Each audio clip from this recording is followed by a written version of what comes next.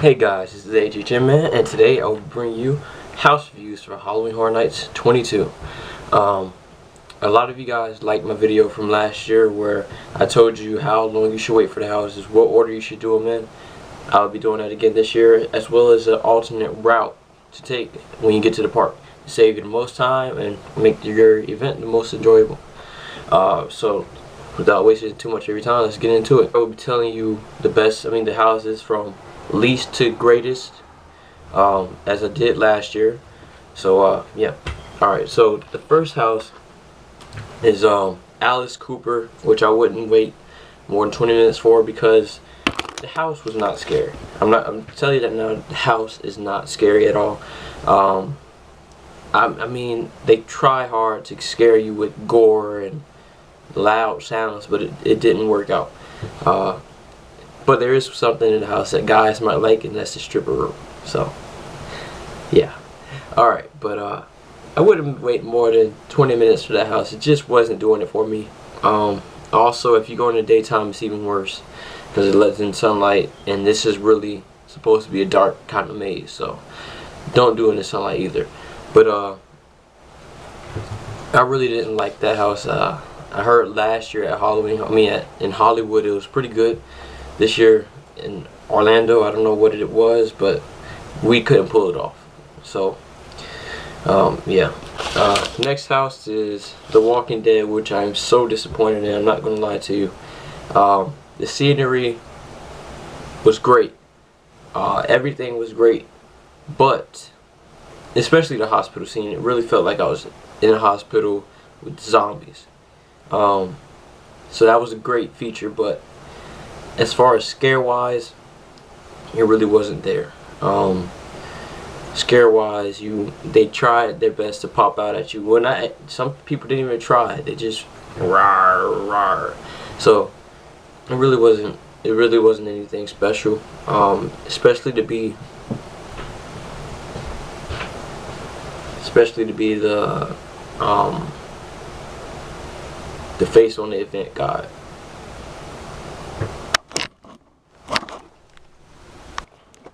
Okay, I'm sorry. I was interrupted, but like I was saying, The Walking Dead, it was a real disappointment. I thought it was gonna be scary. I think Zombiegeddon was scarier than that, and it was supposed to be a funny house. So The Walking Dead, I would give that. I'm sorry, I forgot to give ratings too. I'm sorry. What am I thinking about? Alice Cooper, 6 out of 10. Yeah, 6 out of 10. Walking Dead scenery, I give that an 8.5 out of 10, but scares, 7 out of 10. I'll give it a 7. It wasn't scary. They definitely could have done a lot more with that house. A lot more. But hey, you do what you do. The next house is Penn and Teller. Oh, I'm sorry, I forgot to tell you. The Walking Dead, wait about 30 minutes for that house. I mean, it's decent enough to walk through. It's good enough to walk through. But yeah, so Penn and Teller, number 5. This house is supposed to be funny. It was funny. It was very funny. But it wasn't scary. So if you're looking for scares, I wouldn't go into Penn and Teller. Also, I felt that the 3D was not as good as the In-Between last year. The In-Between had some really nice effects. They pulled off the 3D really well, as opposed to Penn and Teller, where it really wasn't working. There are a couple of scenes where it's 3D, but for the most part, no. So, like, and also one room they tried to replicate a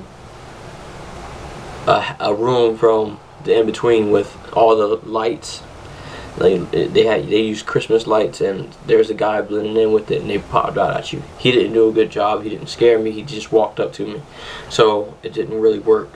And they only had one guy in that room, unlike the In-Between where they had like 3. I think it was 3. I wish I could show you guys a picture of it, but I can't. But it was a good house. It was a good house. I liked it, but I wouldn't wait more than 30 minutes for it. Just because if you want to get scared, and that's why you come to a Halloween Horror Nights event, then I wouldn't go more than 30 minutes. Wait more than 30 minutes in the house. But otherwise, it's a really good house. I would still go into it, but not more than 30 minutes if I want to get scared. If I just want to enjoy myself, sure, wait. However, long it's a great house. Not taking anything from it. But alright, moving on. Silent Hill. This house, once again, was not scary. It was what am I thinking about? Penn and Teller gets a 8 out of 10. Sorry. For Silent Hill, it mainly is eye candy. Silent Hill's eye candy. It really isn't scary until maybe the last room, the very last room, because that's when everything happens. All the nurses come out, everything happens in the last room. So really up until that point, it's just eye candy, and it's not scary. But however, just for the environment alone, I would wait 50 minutes for this house. The set pieces and the people is just really over the top. I have to say, it's a great house. I would wait 50 minutes for that house. Not for scares, but to be in Silent Hill. The next house, which I was very surprised. So Silent Hill, it gets a 9 out of 10. No. 9 out of 10 for the set pieces. 10 out of 10 for the set pieces, but 8 out of 10 for scares. Maybe a little lower, maybe 7.5. 7.5 for scares. So moving on to our next house, Gothic. Gothic, I was very surprised in this house, actually. It was pretty good. I honestly, in all honesty, I did not have any hopes for this house. I bashed it. I didn't like it. I didn't care. Like, who cares about gargoyles coming at you? But it also had different characters in there that I didn't know were in there. So they had a nice big room that I won't give away in this video. I'll make a spoilers video that you really feel like you're in the night. Let's say it's a really great effect, and also a great distraction for something else that happens over here. So look out for that. Even though I didn't tell you anything, look out for it in the night. Okay. But the set pieces were great. It was a beautiful house. Surprisingly, that's rare for a Halloween Horror Nights house to be beautiful. But that was one of those little pretty boy houses. Pretty boy house. But yeah, that's what that was. Another eye candy house. It wasn't huge on scares, but you did get scared in that house from a couple of times. I will wait about 50 minutes also for that house because of the scenery. That's pretty much why I wait for that house. If you want to see inside videos of that, you could go to the Mighty Thor or the Tim Tracker. They have videos on the houses, every house walkthrough, so you can check that out. And now I give Gothic 8.5 out of 10 on scares, but a 10 out of 10 on environment. So it was a great house. I was really surprised. This one, my next reviews are tied in first place. So it was Dead End and House of Horrors. House of Horrors, oh my I have to say that was the scariest house of the night. Well, second scary. It's tied. Okay, I can't say it. House of Horrors was very scary because of the fact that you could not see anything. You couldn't see a thing until it was too late. They had this effect where it was all black. You couldn't see anything until the strobes went off. It was like a lightning effect. By the time the strobes went off, the monster was already right there in your face, and it scared. It had me screaming. I I don't even think I would go back in that house. I couldn't do it. I couldn't do it again. That house was very, very, very active. It was active. Very cooling too. So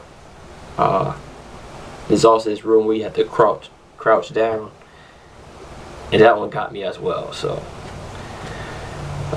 yeah, I give that house a 10 out of 10. Very good house. I would wait over 100 minutes for the house. 100 minutes or less or more, either one, but 100 minutes tops. Well, I just said no. 100 minutes, okay. Alright. But Dead End, oh my god, I thought this was gonna be like a little Legendary Truth type house. Far from that. This house was very active, very, very, very dark and scary. I got scared at least 9 times in that house.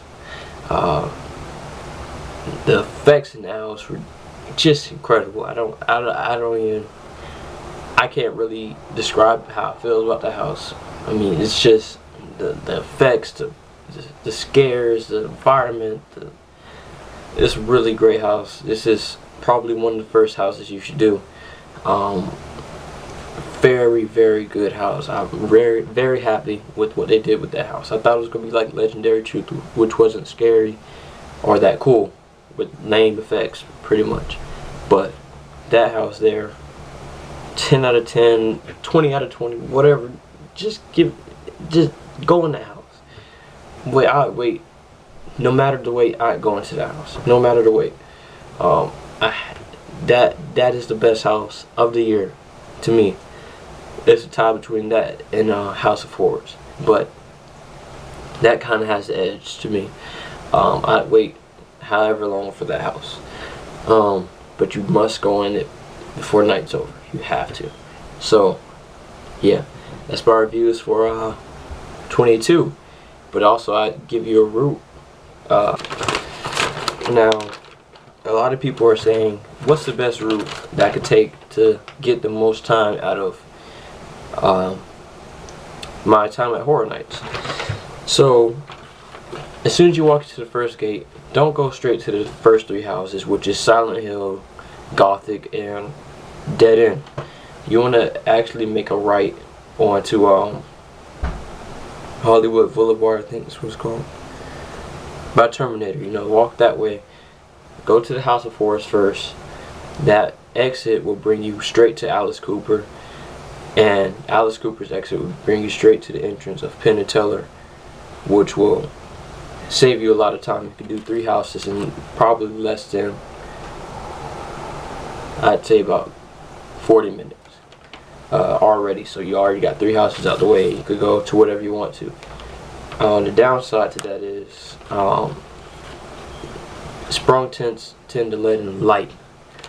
So if you're going into a sprung tent house, you're not going to get a full effect of what's going on, because you're not going to get the full effect because it lets in sunlight, especially with a house like Penn and Teller, where it relies on its darkness and 3D. So you want to probably do those last, even though it's the best way to save time and go through all the houses. So just think about that when you go. You're taking a risk if you take it that way, but you also are gaining time. So yeah, just check that out. Otherwise, it's HMN.